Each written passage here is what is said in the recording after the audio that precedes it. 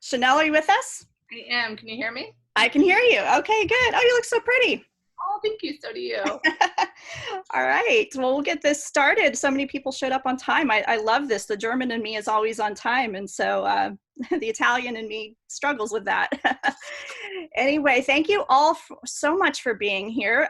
We're all just living in a really crazy current normal. I don't want to say new normal. We're going to get back to regular normal. But it's an interesting time to be launching a book. I am actually supposed to be in New York City right now, and tomorrow is going to be my book launch at Shakespeare and Company, and they were going to be so gracious to host me. My publicist Anne-Marie set that up for me. I was going to plan to go to San Antonio soon. I've actually had 7 different things canceled through all of this. So the plus side of that is that I get to share tonight with many of you that I couldn't have necessarily seen in all these locations. So it's kind of neat. My sister had the idea for a drink called a shandy. So maybe some of y'all saw that on the invitation and brought 7-Up and beer and mixed them up together. But I'm going to let you in on a little secret that despite writing a beer book, I don't really like beer. So like any good Texan girl, I brought Dr. Pepper to the party.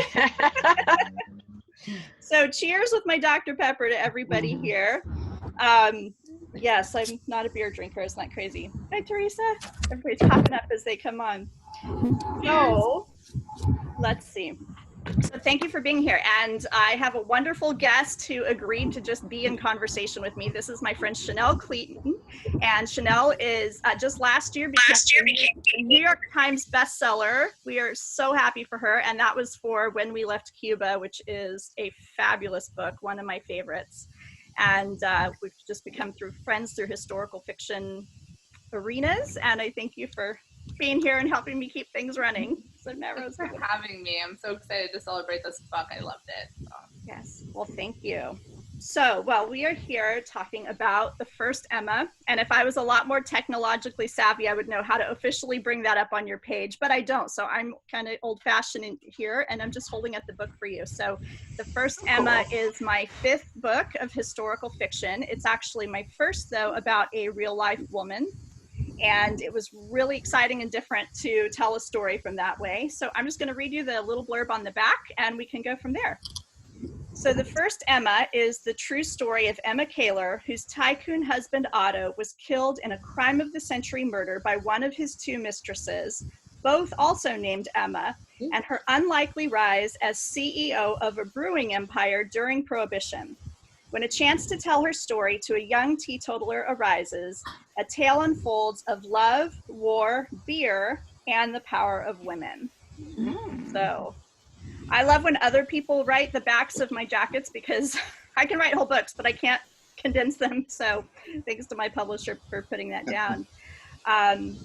And then also we can see that the chat function looks like some of y'all know that already. So feel free to ask questions as we go along too. And Chanel and I will be watching that and we'll answer as many as we can. So.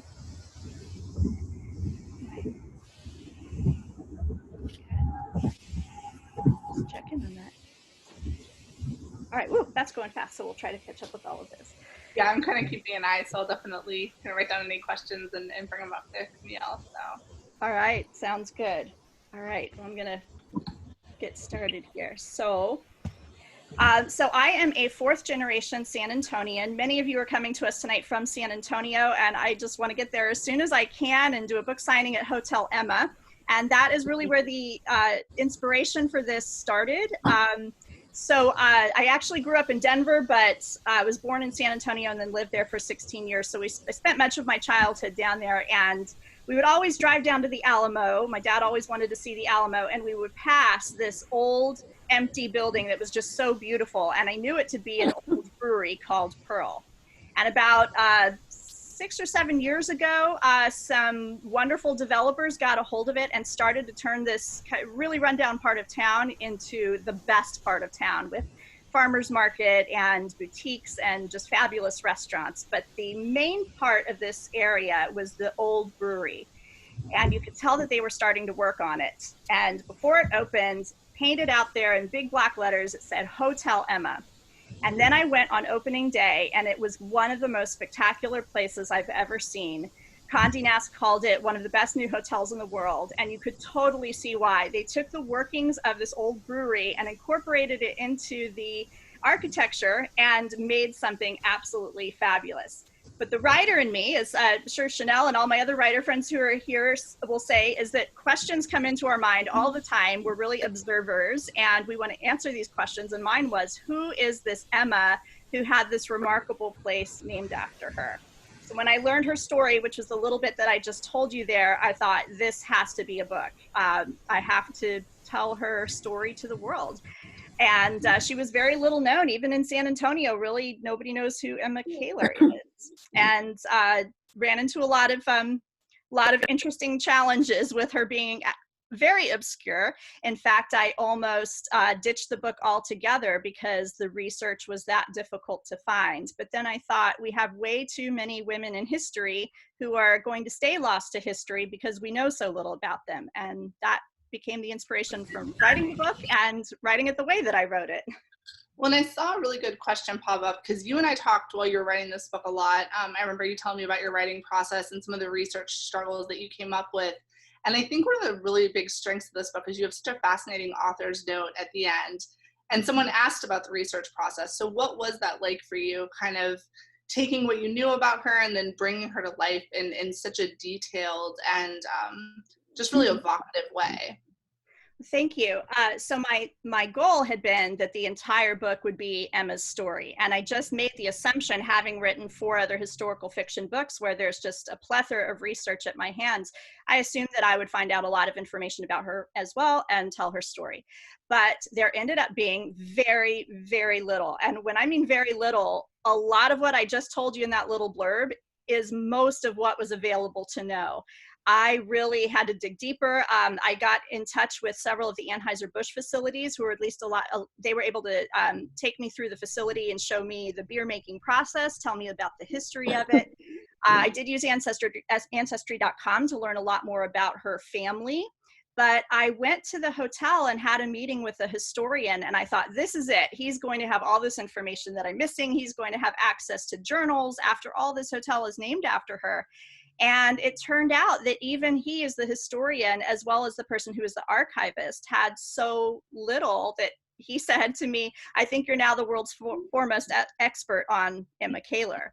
So that really left me with a dilemma. I thought, I have this much information and it's really interesting information, but I need to tell a whole book. How do I do that? And that's at the point where I almost just scratched the story altogether. But then I realized that one of the things I most love about writing historical fiction is connecting the past to our more modern times.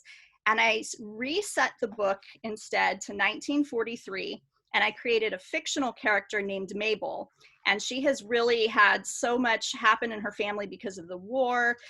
She's been broken up with by a fiance, and she comes to San Antonio, kind of a blank slate, and she gets hired to tell Emma's story. So Emma's story gets to be told in flashback, but we have this young fictional woman who is at this point in World War II where women were taking the jobs of men who were fighting, and it was really the beginning of women having brand new opportunities. And yet she's interviewing this woman in her 80s who did remarkable things back when other women weren't. So when I realized I could structure a story where the girl from 1943 could be very relatable to a modern woman, it actually became a blessing in disguise that I was able to weave those together. And I think in the end, it made it a better book than if it had been only Emma's story. Yeah, I loved that you did that. I'm a big fan of the dual timeline, and I think you really took 2 women that had so many differences, but also some similarities, and you put them in these times of great change in the country, and we really got to see how they adapted to those situations. I know we've talked a lot about writing women's stories and how powerful that is. I mean, what was it about those characters that really gravitated toward you, and how timely do you feel like they are? Because it definitely comes across to the reader, I think. I think it's really timely, and you write this as historical fiction too. I really think it connects the past and the present, just that genre in general, in a really amazing way.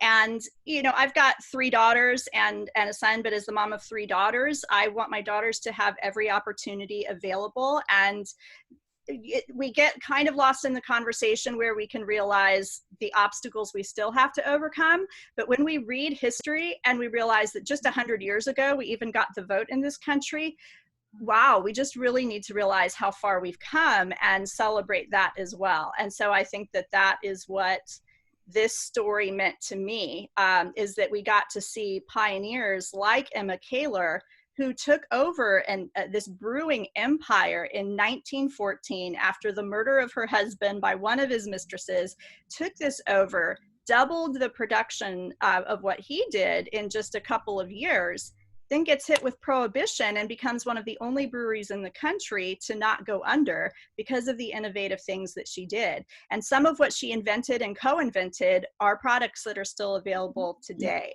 So I think when we realize that there were women before us who were doing amazing things, it's so inspirational, and it makes me want to carry that ball forward and be inspirational to my daughters and to other women and carry that into the next generation.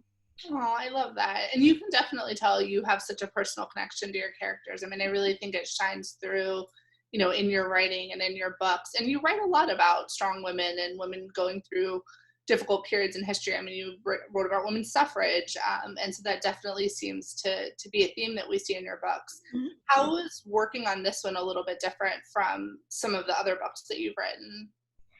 This one was so different because I wanted to honor the true story very much. And so there's very little about Emma's part that I just flat out fictionalized. I had to fill in a lot of gaps. So that was different than my other books. My other books are pure fiction. So while they're based in a lot of historical setting and detail, they're not about a real life woman who I want to honor. And I actually spoke to somebody in the publishing process who read it, loved it, but said, well, why don't you just ratchet up the drama this way and this way? And she wanted me to create some things that really weren't true to the story at all.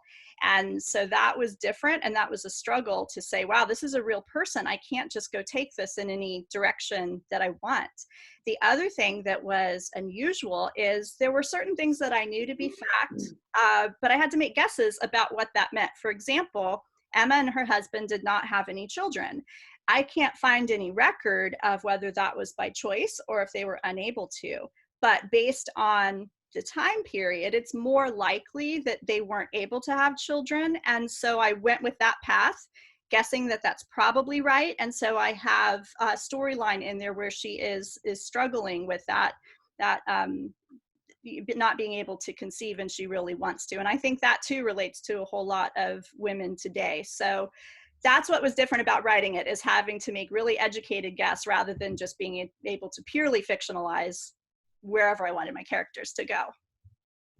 Well, and that's really interesting to kind of hear you talk about the decisions you made. I mean, one of the things I always find to be really fascinating when I talk to writers is, you know, how their process works. Like, do you find yourself enjoying the research more than the writing, or is it equal? And how do you do it? Do you research first and then write, or research as you go?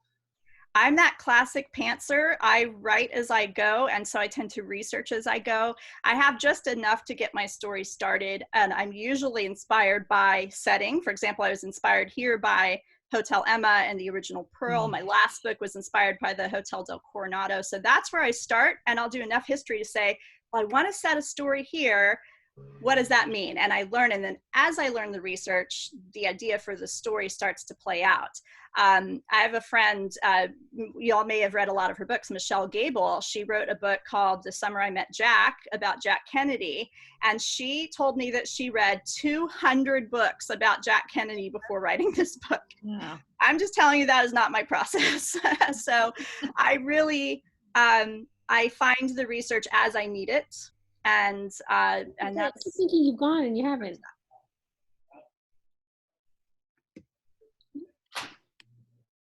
Sorry, I think we had a question. I guess just when do you feel like you have, when do you feel like you have all the research, and when do you feel like you're ready to go on the story?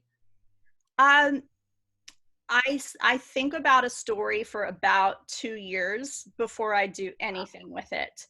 And I usually have a couple of stories in mind, and the one that starts to emerge more and more over the couple of years will tend to be the story that I end up addressing. So I will collect a little bits of information, just thinking I might go do something. Like, I think someday I might write a book about coffee. I'm not sure where that's going yet, but I'm slowly collecting a few books about coffee. It might be 5 years down the road before I do that. But I never sit down and think I'm done. It's a work in progress all the way through the very last edit. And kind of like movie stars who don't watch their own movies, I tend to not go back and read my own books. I don't know if you're the same way, but I'm a little afraid that I will have learned something new and go, oh, I should have put that in there. So when I close the book and that's really done, I'm done. And I don't revisit it. No, I think that's so true. I mean, I think a lot of authors kind of deal with that. And there's also, I think, that feeling of you don't want to change things. Like, I have a little bit of the perfectionist gene, so I'll go back and be like, oh, I wish I'd said that sentence differently, or I wish I'd, done this. So it's definitely tough when you have that. I did learn, though, that I have to refamiliarize myself with the book before it comes out, because there's, as you know, there's about a year between the time you're really done with the book and then it comes out.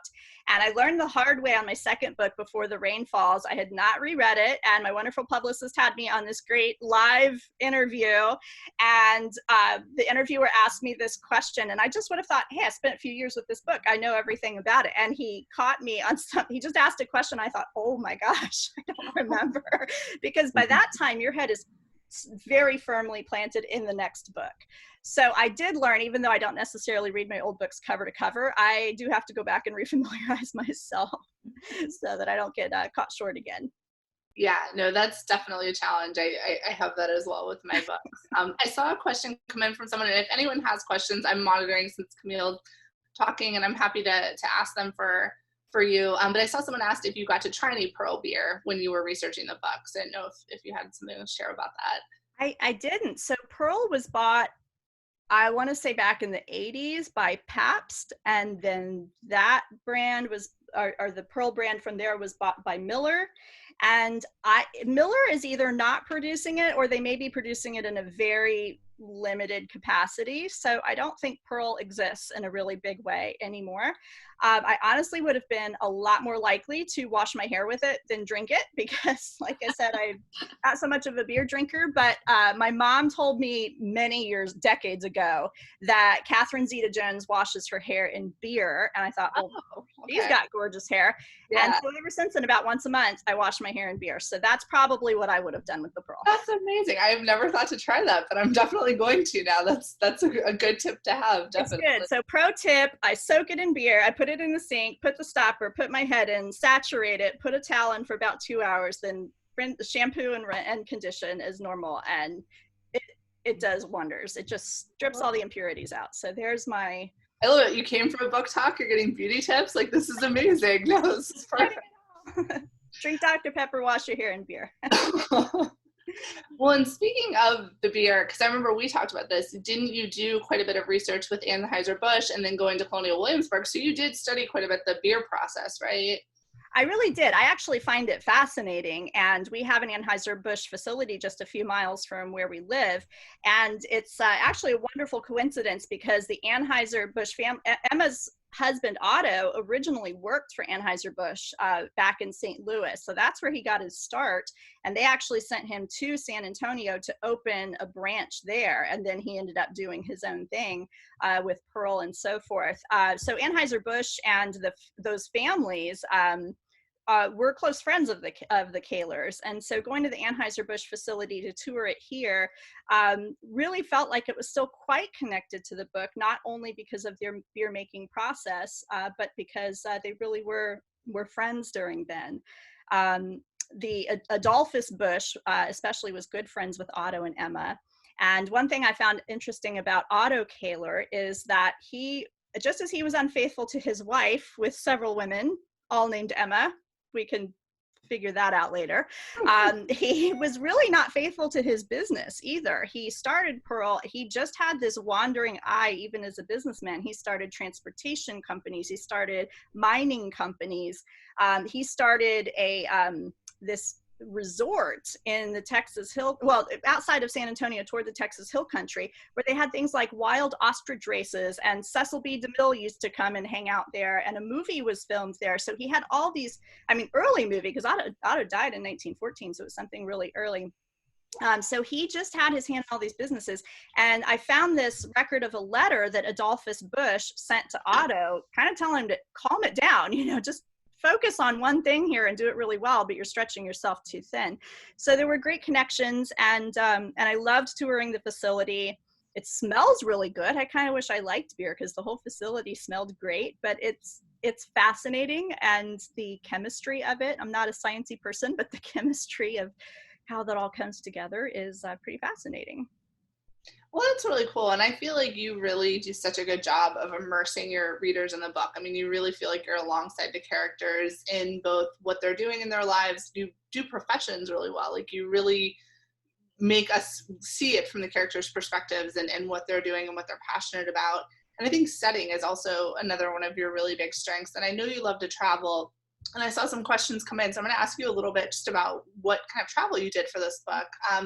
Obviously, San Antonio is your hometown, as you mentioned. Mm-hmm. How special was that for you to kind of write about the place that you grew up and you know so well?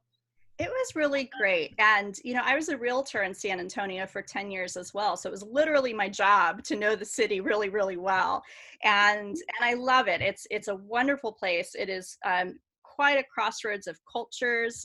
There's actually a whole lot of German culture there that people don't necessarily realize. And the Kahlers were very much a part of that. So this was actually the easiest book to write as far as setting went because it was such familiar territory. And yet we really don't hear of a lot of books that are set in San Antonio. If you think about it, I'm not sure that I can really name much, but it's the 7th largest city in the country and one of the oldest cities. So I'm really glad to have a chance to illuminate that. And yet there were still things that I uncovered in the research that I didn't know at all. I mean, I didn't know who Emma Kahler was, and I don't think most people in San Antonio ever had any idea of who she is, really until Hotel Emma came up. And another really great place that I only visited it from the outside because it's under renovation, but the limestone mansion that they built is still there. It's owned by the community college now. And I tried to get access to that, but since they were working on it, I still just went up the stairs and I walked along this big wraparound porch and I'm searching through every window. And so a lot of the details in the book about the house are true, and they're from me sneaking up to the porch and peeking in and taking pictures and writing notes from there. You really are like a historical detective. I love that kind of. I like that name. Go back to the past. Yeah, someone else thought it was like being an archaeologist, and I think that too. You kind of uncover the hidden gems that have been lost in time. And even when my books aren't about a real life person, my settings are very real. Setting is my favorite thing to write. I have to work a lot harder on the characters and the plot, but I get inspired by setting, and that's what I want to do. The book I'm working on, the first scene is in Moorea in French Polynesia, and I just realized I had this here. So speaking of setting, I was so inspired by this place that I was at in February out near Tahiti that I immediately started writing a scene, and I knew, okay, now I know where this next book is going to go, but I had no paper. So what kind of writer doesn't keep paper? So I had this paper bag that I bought some lychee liqueur in the little town, and I wrote the beginning of the first chapter of the next book on this bag.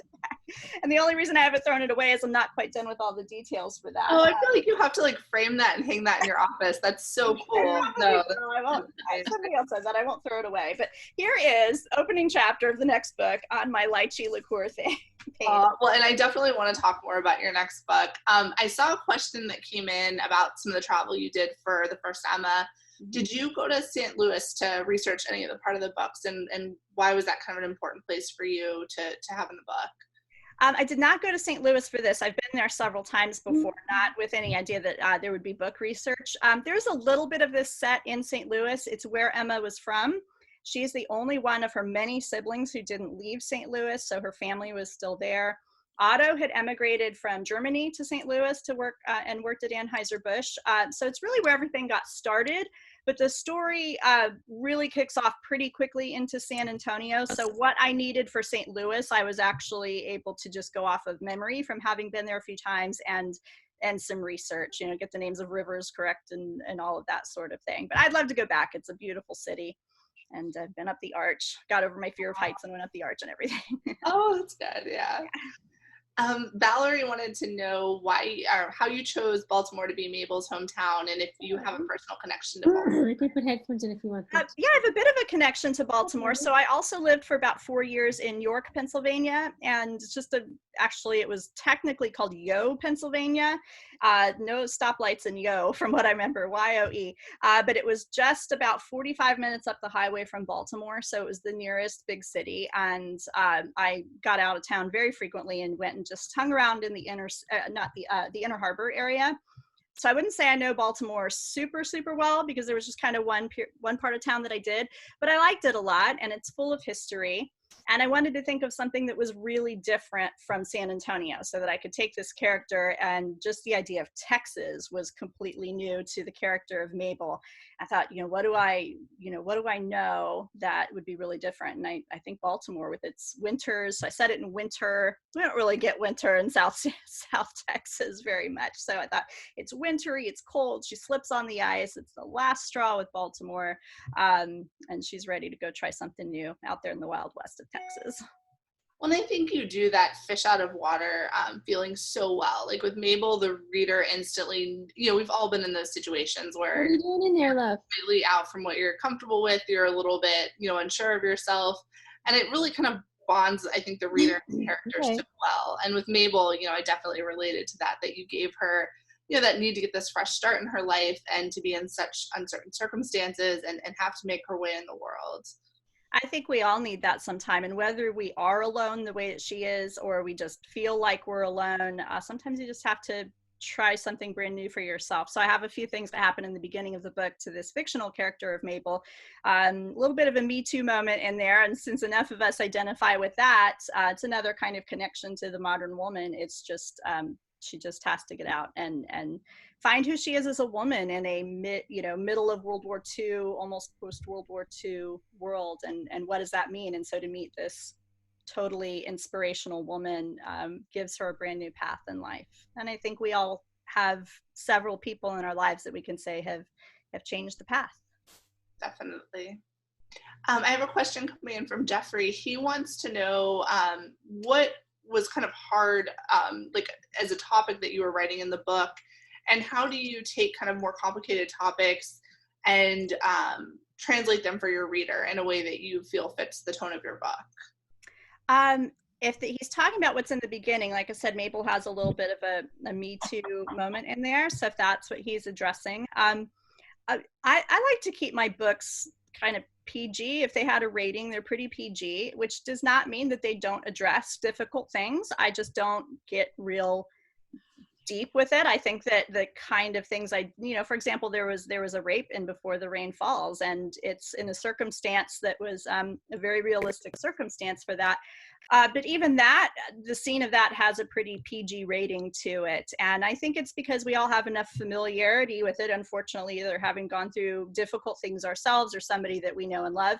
We don't really need to, for myself, put it in there in a really graphic way, because we can kind of bring our own emotions about that. But I don't shy away from addressing something that is real and difficult, because sometimes that becomes the thing that makes or breaks us, and hopefully it makes us and launches us as well. And that's what that did for Mabel.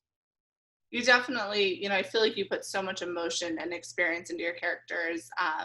The Way of Beauty comes to mind as another one of your novels where I really felt like you did that so powerfully. Shannon wants to know if there are any historical details that you had to leave out or that you couldn't fit into the book. Normally, I would say for all of my first 4 books, that's definitely the case. You learn things that just have to make the cut because you have to keep the pace of the story going. I actually had the complete opposite approach with this, because what I knew about Emma Kaler specifically was so sparse in comparison to other things that literally anything that I had, it was like a life preserver. I was like, that's going in the book. The frustrating part with that is that sometimes there were opposing facts, and that was really challenging. For example, on one hand, I heard that Emma's family was in the gardening business in St. Louis, and on the other hand, I found that they were brewers, and the records just were completely in opposition. In addition, she was injured. This is a whole new aspect of Emma here, but she was injured in a car accident in 1910. had to be in a wheelchair, which is why she had the two nurses named Emma, and then that went on. So here we have a woman in a wheelchair doing all of these other things that we've just said, as if it weren't even more difficult. But I looked back in 1910 and there were records that said she was injured in Germany, records that said she was injured in Texas. So on the things that were flat out conflicting, I just had to choose the thing that was either most consistent or just served the story the best. But to answer that question, I literally just grasped on to any fact I found and it made its way into the book. I'm hoping that there will be people who read this who know things that I just was not able to unearth, and that they come forward and they say, oh, I know this, and I'll write a blog post or something and say, hey, little update, I learned this new thing that I couldn't find earlier, and if you're interested in Emma, here's a new fact. I love that. And it's always interesting to me. So I was just working, as you know, on a book with a real life character, and it's like, especially if you're a person who's like really into details, it's like hair pulling when you find these conflicts. You're like, how are these stories so different? Like what you're saying, it's interesting with the historical record. And don't you feel like a lot of it is because women's history just wasn't as carefully recorded back then? So I think it's sometimes harder to find, those details than if you were writing about, a prominent man or something. It is. I think there's definitely a gender component to it. In fact, I found plenty of information out about Otto Kaler. And even though Emma did all these remarkable things, there were lots of newspaper things about Otto. It's like they couldn't wait to just print something about him. But it's not his story that I wanted to tell. So I definitely think that there historically is a gender issue with that too. I also think that there is a monetary one with that. I mean, just anybody who sat there like on Ancestry.com and you try to research your family history, I've done that and I've gone pretty far back, and I realized that the people who were not wealthy in that line, their records disappeared quite quickly and just dead ends. But I found this one line that was very reliable that brought me into like lords in Scotland, all of that stuff, and those lines became very easy to trace because they recorded those things. Like they had it was seen as that they were important enough to record and other people weren't. So depending on who you're writing about or what their gender is or what their income even was, there's a lot that's unknown, and there are probably just millions of stories worth telling that we may never unearth. And that's why it was important to me to make sure that even with what little I knew about Emma, that I did tell her story. Elizabeth asked a question about your gorgeous cover. So she wanted to know, how did you choose the cover and what kind of input you have on that process? No, in fact, with that, I'll just flash these over there for anybody who may not have seen them. Just keep them. I'll show you the little history of the cover. So I've got The Memory of Us. I love my covers, and the short answer is I have nothing to do with them because that's not my talent. Before the Rain Falls, The Way of Beauty, and The Beautiful Strangers. And then I have to say, I think the first Emma might be my favorite. And I have a different publisher for this one from the others, but I have to tell you, in all the cases, I just think they hit it out of the ballpark. And in all the cases, they would send me concepts and I got to have a little bit of input, but they would ultimately go with, what the publisher thinks is best, which is usually the case there. But in this case, this was literally the first concept that my editor sent me, and I said, that's amazing. I don't think we need to do anything else. There's actually a scene in the book, which I think this ended up really evoking, where Otto is being his workaholic self at the brewery. And here Emma is brand new in San Antonio, and she's literally sitting by the window like, I don't know what to do with myself. My husband is gone 7 days a week working here. And it becomes a pivotal moment where she goes, you know what, I'm going to do something. I'm going to get out there and make my own life in San Antonio if I can't get him to ever be home. So that moment is actually in the book. So it was pretty neat that she was able to capture that on the cover. We have another question, and we're getting amazing questions. So I'm going to kind of take a break from questioning, and I'm going to ask some of the ones you all are asking. Deet wanted to know, how do you keep the way Emma speaks and keep it in keeping with the time? I Google slang from, depending on slang of the 1920s or slang of the 1930s. Sometimes I'll watch movies. I love the classics, so I watch a lot of old-fashioned movies anyway, and I think some of that just sort of became a part of me. I think sometimes I even speak in an old-fashioned way and use words that aren't always used today, because I just love that. I love the formal way of speaking. So I think just between what I've always naturally been attracted to reading or watching, and then some specific Google searches and things like that, video clips sometimes. I mean, Oh, I okay. do like writing about 20th century because there are photographs and in many cases videos of things that you can go and watch, and that can translate into the word as well. Well, and I think you really see how much goes into writing historical fiction. A lot of people have commented about that in the comments, like how immersive your process is and how much time you spend researching, and clearly like how deep you go into the story to make sure it's authentic. I do care about that. So I was never somebody who loved reading a textbook. I learn by story. And that's what I love about historical fiction. I didn't even set out to write historical fiction. It's just that my first book, the way I was telling the story, lent itself to being historical fiction. And I don't think I could have even told you that I knew that that was a genre. But as I looked back, when people were asking me, why did you get into historical fiction? By accident. But when I look back and realized everything I've always read all these years growing up, that's historical fiction. So I realized that so much of my historical education came through that genre. So it ended up becoming a pretty natural fit, even if I couldn't have told you that that was even a genre when I started out. I knew nothing, by the way, about writing. No one does. I mean, that's the biggest truth about writing, though. I mean, I say that all the time. Like, there's so much I didn't realize about what it would be to be an author, what my days would look like, how much I would balance my time between writing and marketing and publicity. It's a learning experience, I think, for sure. It is. It is definitely learn as you go. I don't have my MFA or anything like that. I remember when I got my agent and she was really excited about my first book and wanted to sign me, which was a whole other story itself. She said, "So what's your writing education?" And I said, "I don't have a writing education, but I am a voracious reader. I read all the time. Last year I read 110 books.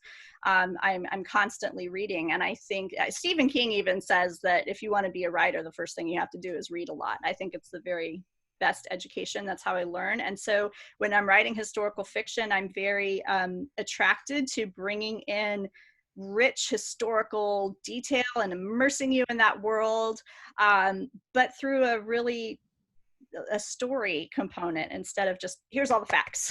And you do that too, Chanel. I love your writing, and when we're all done with this, I'm going to make sure that people get to hear about what you're doing too. But I love that about your books, and so much of the historical fiction I read is you just get immersed. Well, and speaking about your reading life, because you are a voracious reader, and if anyone follows Camille on her social media, particularly her Instagram, she's always posting about what she's reading and loving.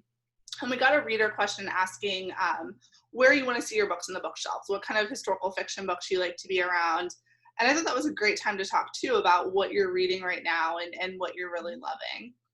Yeah, I love, probably my favorite historical fiction author is Kate Morton. She's just amazing. If you're going to read The Secret Keeper is the first book I always start with, but there's some really greats out there like Beatrice Williams, Lauren Willig's one of my favorites. Chanel, you're honestly one of my favorite historical fiction writers. There's so many that I could name, but I would be thrilled to have my books up alongside of any of those named right there.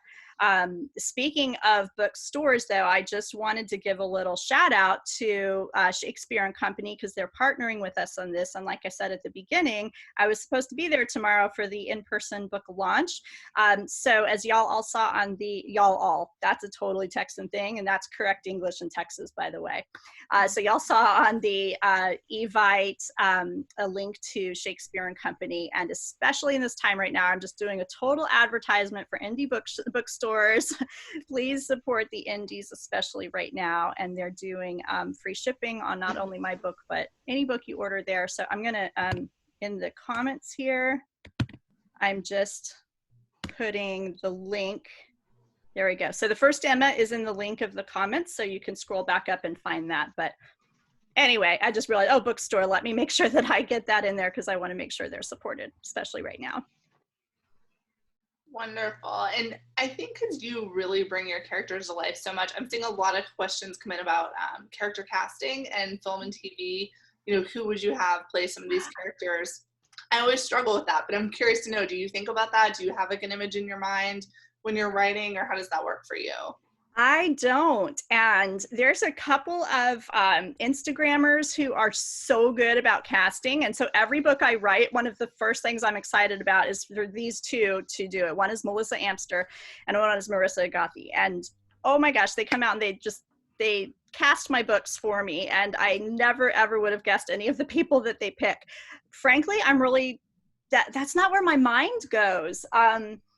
I read something the other day that something like 70% of writers see either they see a movie in their head as they're writing or they hear the character voices.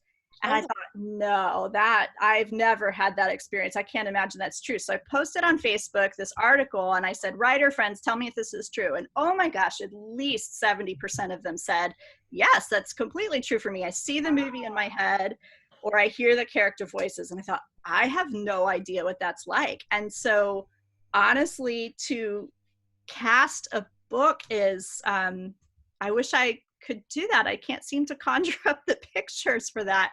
Probably the book in my head that is the most cinematic to me, though, that I've done is The Memory of Us. So I know it's straying from Emma because literally I can't think of who I would cast in Emma.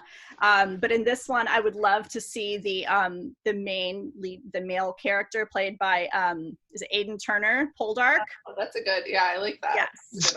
Any of you who know Aidan Turner want to make The Memory of Us into a movie, he's our Kyle right there. I'm convinced of that. And there's also a character in there, the mother of my main female character, that I envision as being played by Donna Murphy, who's a two-time Tony Award winner.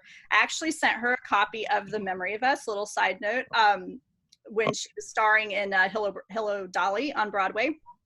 And I knew what address to send it to. I sent it to the theater and I said, here's my book. And by the way, I always, I envision you as this character. Well, she ended up following me on Instagram, messaging with me, communicating with me, and inviting me to come up to New York and go backstage. And so I got to see the show and meet her, and she was really gracious. So if that book ever becomes a movie, I've got two cast.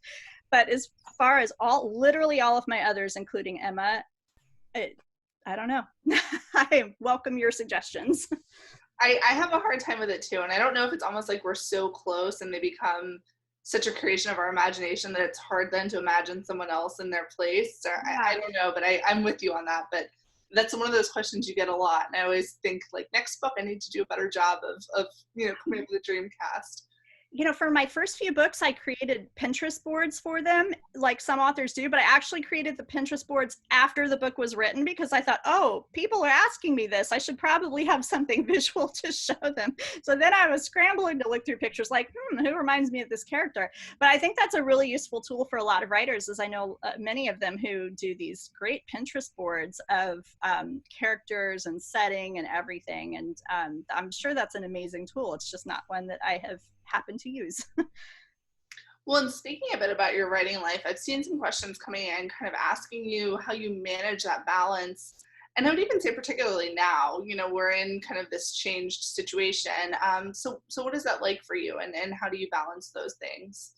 On a normal basis, I get all my writing done at coffee shops or the library. I have to get out of the house. Because my husband works from home and we homeschool. That's our normal life. That's been our life we've homeschooled for about 15 years. And then my husband and I have both worked from home, mostly as realtors, for the past 13 years. So there's a lot of togetherness in our house on a regular basis. So I have to get out to do that. The really frustrating part of all of the shelter in place is that I can't go to those places. And so honestly, in the past however many weeks we've been doing this, I haven't been writing, and it's just too hard to put myself in that space. We have the 2 college girls home, so we're back to a full house again. However, I've been super productive because the next book I'm writing is, it's called Come Fly With Me, and it's about 2 fictional Pan Am stewardesses in the early 1960s. And I've been I got in touch with a woman who is the head of this worldwide World Wings International. It's a philanthropic group of women who were former Pan Am stewardesses. I think some of them might be watching tonight, actually.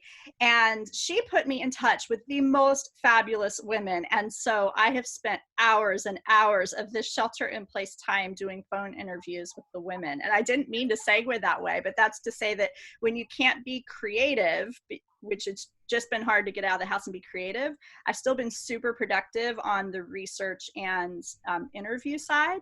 And maybe that's a blessing, because that's not always where I start with a book, and it's kind of forcing me to write in a new way, and I'm liking it. So I might use that in the future. Well, we're glad to help you, Camille. Aw. Oh, hi! She's been my hero. Nancy has put me in touch with so many wonderful, wonderful women. I have so many notes. Oh, I love that. But after this launch, Nancy, is starting tomorrow. I am getting back to work. I want to make you proud. Everyone's waiting for Come Fly With Me now, which, by the way, I love that title. I think that's just one of the coolest titles. Well, thank you to Frank Sinatra. That's where the inspiration came from. I have a character in the book who loves his album, and she wants to go see all the places that he sings about. And I'm going to put her in she's from a little town in Pennsylvania, which, like I said, I lived in Yo for 4 years. So I know a little something about that. And that kind of launches her wanting to do something global. But these wonderful women that Nancy herself and all of those they've introduced me to have told me such great stories.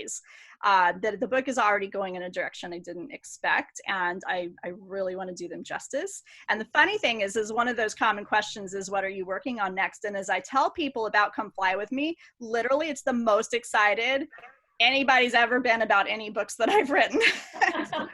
I think it's just an era and a subject they're so excited to hear. And so that's awesome, but I feel the pressure. I feel like the bar is really high for what everybody thinks this book is going to be. So you'll do it. Sure it's going to be fabulous. Yes. You'll do it. There's a couple of us on the call, Camille. Oh, good. Thank you all for being here. So we're all new friends now. Susan Dines is on the call. Pat Smith was on the call, and Barbara Sharpstein, I think. Wonderful. And I heard from Sue, she was having computer problems. So these are the faces of the wonderful women who were the supermodels of their day, by the way. And so look for the next book. You're going to hear some cool stories that they've done. Thank you. Well, I'm really excited to read that one. And speaking of the title, I know I struggle with titles. Yeah. How do you come up with your titles? How do you come up with the first Emma? Like, what inspiration do you kind of use? And do you go through different rounds, or do you usually have one that sticks right away? It's different. There's a few of them where I just knew right away. Actually, everyone has been so different. And I'm really bad at it. So, okay, here's the title of The Memory of Us. It used to be called Jar by the Door. How exciting is that? And it's because it was inspired by the Beatles song Eleanor Rigby, and there's a line in there, Jar by the Door, and it really means that when we leave our house, we're one person, and when we're home, we're another person. So it has a lot of meaning, but as a title, it's terrible. They changed it, and they were so smart to do that. Before the Rain Falls, for some weird reason, I wanted a book that started with a preposition. Oh, okay. No, that's interesting. I've not heard that I like that. So I literally Googled a list of prepositions. I had like 40 of them. I don't think I even knew there were like 40 prepositions, and I just started playing. I did either. That's how I came up with that one. The Way of Beauty, I knew it right away. I just knew there's a lot of symbolism into why it's called that. So that one I knew. The Beautiful Strangers is inspired by the real life ghost of the Hotel del Coronado, and she's called the Beautiful Stranger. And the reason I made it plural becomes clear in the book. But the first Emma, this is kind of a cool story, had a terrible last name, or terrible title. My working title was called The Woman by the River. So I don't hate that. I think it's, it's not as bad as Jar by the Door, but honestly, it's not bad. So clearly titles are not my talent either. But I was there, I was at Hotel Emma a few years ago, and I was in the process of working with this, and I was at lunch at Hotel Emma with two very dear friends. One is Leela Meacham, who is just the most fabulous writer. If you want to read some awesome historical fiction, Leela Meacham is great, and she's become a dear friend. The other person I was with was my developmental editor, Tiffany Yates Martin, who has edited my last 4 books, and I was telling her about it, and I said, this is going to be in your hands soon, and I hate my title. And I'm telling her the story, and she just pops out like genius that she is, and she says, the first Emma, because there's 3 Emmas in there. I was like, done. I love it. So that's what it's been ever since. So each one has its own little story, usually originating with mine being terrible. You're not alone in that, definitely. It's a common struggle. There's an art to titling books, and you don't realize it. I'd rather write the whole book than come up with the title. I'd rather write the whole book than the title, the synopsis, the blurb, a blurb for somebody else. I love supporting my author friends, but I'll read this book of theirs and it'll blow my mind. And I go, I have this much space to say awesome things about it. I would way rather write a whole novel. So go figure. I'm glad I'm not alone in that. And I know Rochelle might be on this call. I know Rochelle's the same way, with a similar disdain of synopses and those kind of things. Well, speaking of naming things, Marissa just asked how you name your characters. So how did you come up with some of the fictional character names in the first Emma?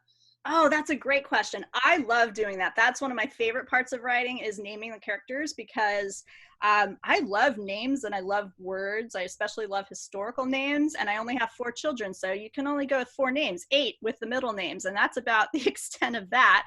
And the dogs, don't usually quite get flowery names. So the opportunity to name characters is one of the greatest joys of doing it. And it's very rare that I just know what the character is going to be named. Usually what I'll do is I'll figure out what era they're in, figure out their age, go back to the year they were born. So I might say, what were the most popular girl names in 1928? And that, I'd say, probably 80% of the time is how I pick the name, is I just scroll through the popular names of the era and something jumps out, I'm like, that's the name. So I love them. I have a Pearl, I have, well, Emma was real. I have Pearl, Mabel, Vera, Alice, Violet, Hazel. I've just loved throughout my books getting to go into some of those great old names. Aw, I love that.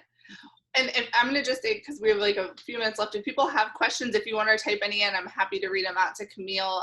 We're talking about eras. How do you kind of pick, or do you pick this way? How do you pick which era you want to write in? And are there ones that you would like to explore? Are there favorites for you? Do you love 20th century? I love 20th century because I feel like it's different enough to be really interesting for us, but it's also familiar enough to be relatable. So I just don't see myself ever writing something in ancient Rome. As much as I love Rome, I actually have a World War II Rome in mind for the future. The ancient, even 18th century, and I live a few miles from Colonial Williamsburg, so everybody says, you're going to write a colonial book. Probably not. I just love 20th century for all the relatability and the ability to get photographs, like I said, and videos, and that there are still people, like in this case, Nancy and friends, who can tell me firsthand all these great stories. But this new book I'm working on is set in the early 60s. That's my first step into that time period, and it's really different than writing in the 40s. Really different things going on, but I'm liking to flex. I like flexing that muscle right now. I love that. Well, and speaking kind of in the vein of research, Jackie just asked, I noticed on your Instagram you often post like recipes and stuff that you're working on, meals you've cooked, and she asked if you've cooked any of the meals from these time periods or any of the locations that you've researched. Oh, that's a good question. I actually haven't. That would be a smart idea to do that very deliberately. I think when I'm writing those things, I'm so in the zone that I'm writing them to be right in the book, but I can't really say that I've carried those over into real life too much. I do mention in this book kind of what's called, I don't name it Mexican chocolate in there, it's what we call it now, but it's a chocolate with a chili spicy kick, and that does play into the book. And there is a hot chocolate at Hotel Emma, this wonderful luncheon place, and they make a Mexican hot chocolate with a marshmallow cream topping. Ooh, that sounds amazing. I was thinking too, if, since we're on the end of wrapping this up, if anybody has additional questions, I'm really easy to find. I'm on Instagram, or if you want to message me, I'm going to actually put right here. This is where you go to my website, and there's a contact page in there that if you enter it, it sends it right to my email. So anything that you want to ask that I didn't get a chance to answer, even though Chanel's done an A+ job on that. But if you think of anything, I'm really easy to find. So you can find me on the website there. Well, and one thing I kind of want to ask too, and I saw a question that kind of dovetails into this, is what advice you would have for aspiring authors and for writers? And then also, what kind of tools are helpful to you as a writer in terms of reaching readers and getting your books into their hands? Advice to writers, my number one advice, and I'm sure you'll relate, is don't compare what you're writing to the final product, because first drafts are crummy. I wouldn't ever want anybody but my editor to see my first drafts, and even then I'm pretty embarrassed. By the time a book has reached your hands as a reader, it has gone through so many of your own personal edits, then your developmental editor, your copy editor, your proofreader, your agent, your acquiring editor. There's so many hands in it by the end of it, that if it can get discouraging if you read a final product and you think my stuff isn't up to par, but keep going, just keep going, and know there's a lot of room after just saying the end to do a lot of work to it. And then the question about marketing and things like that with writers, I just, social media is such an amazing platform. I've been a fangirl of authors for so long, and the fact that I get to call so many of them friends now just never ceases to amaze me. And my favorites are just those who are so incredibly authentic, and it's who I try to be too. So readers want to know who you are as a person. They don't just want to hear about your book all the time. They want to know you, I think. So I just kind of lay it all out there. So I think just being yourself and being authentic in social media is a great way to naturally make friends and ingratiate yourself out there. And I have to say, on launch day, I was moved to tears so many times by the Instagram community and author friends and people who just really showed up and showed the love, because I try to give that a lot, and when you receive it, it's just overwhelming. When you're so supportive of other authors, I mean, your passion for books shines through so much, and you so wonderfully let everyone into your lives. I mean, your Instagram is just so welcome and like such a warm place to be. Where can readers kind of connect with you? I know you dropped your newsletter, but what are some other places that they can find you online? Most active on Instagram. I just have a lot of fun over there. So you can easily find me on Instagram through my newsletter. I'm on Facebook. I'm the only Camille de Maio out there that I know. I'm glad I married into That's always handy, yeah. Really easy to find. You too. I don't think there's a lot of Chanel Cleetons out there. So it's really good that I'm not Jane Smith or something like that. So I'm easy to find on Facebook. And then another really great phenomenon on Facebook is these book salons and reading groups. I really got started in a wonderful group called Great Thoughts, Great Readers, and that has launched friendships and to be read lists like crazy. And then I'm also a founding member of a book called My Book Tribe. So we're about 8,000 readers strong. We talk about books all the time, so you can find me across any of those. I think I realized too, because I'm always trying to get technology right, when I did the link to Shakespeare and Company, I might have not sent it publicly. I think I sent it to one person. So I just reposted the link to Shakespeare and Company, where you can buy the first Emma. And you haven't gotten that from the hour we've been talking. It's amazing. Thank you so much. And it's just a shout out to support the indies right now. And whether it's my book or whether you've already bought my book and you're thinking ahead, one thing that I thought we can really support independent bookstores and other independent places right now is think ahead to your Christmas list, your Hanukkah list, and maybe buy right now, not even just my book, other books and things like that. Just think about, what are you going to definitely need anyway? And what are some small places I can buy that, because they really need the help right now. And Chanel, I want to be sure that we get a chance to promo your upcoming book, which is coming out June 16th, which I've read and is just as phenomenal as everything she's ever written. Do you have a cover to show us? I do. This is The Last Train to Key West, and this is my next book. And Camille was so gracious enough to read it. And it's set in 1935 when the Labor Day hurricane hits the Florida Keys, and three women's lives are sort of changed by the event, and they kind of intersect in unexpected ways. It's so, so good. As soon as she told me that she was writing a book set during a hurricane, I thought, that's amazing. I moved to Virginia from Texas, and I'm finally figuring out what hurricanes are like, but she's writing about Florida, which gets it even worse. Once in a while, Chanel and I get a chance to cross paths and write together too, and it's a lot of fun to be talking about our next things and pulling our hair out over the same things. But she's phenomenal. She's a New York Times bestseller. She was a Reese Witherspoon pick for her first book, which my daughter and I were just screaming about when we saw that picture. So we're so proud of you, and it's so deserved. So I wanted to make sure you really got the shout out as well for that. Thank you. I'm so honored to be here. And, it's a little bit of a solitary endeavor writing a book. You're by yourself in your computer and you don't know if people are going to like it or where it's going to go. But the friends that you make along the way are just so instrumental. And Camille's been such a wonderful friend. I mean, there's no way you interact with her on social media and don't realize she's an extraordinary person. Oh, thank you so much. But I love, getting to write together and just having these moments. It's really nice. So very happy to be here and support you and your wonderful book. Thank you. And it's so great to see all these faces. I know we have a lot more people that can even can show up on my screen, and just in trying to make sure I'm looking at, I think I look here is the right place. I know that there's stuff in my peripheral that I've missed about who's here. So I appreciate y'all for being there. I would have loved to be there in person, but this is just such a new way of doing things. I'm really grateful to my publicist, Anne Marie, who's on here too, who said, let's do this virtually, because I wouldn't have thought of that. And she coached me through it and it worked. I am not a technology genius, so I'm excited, but thank you all for being here. And thank you for supporting this book. Thank you for supporting independent bookstores.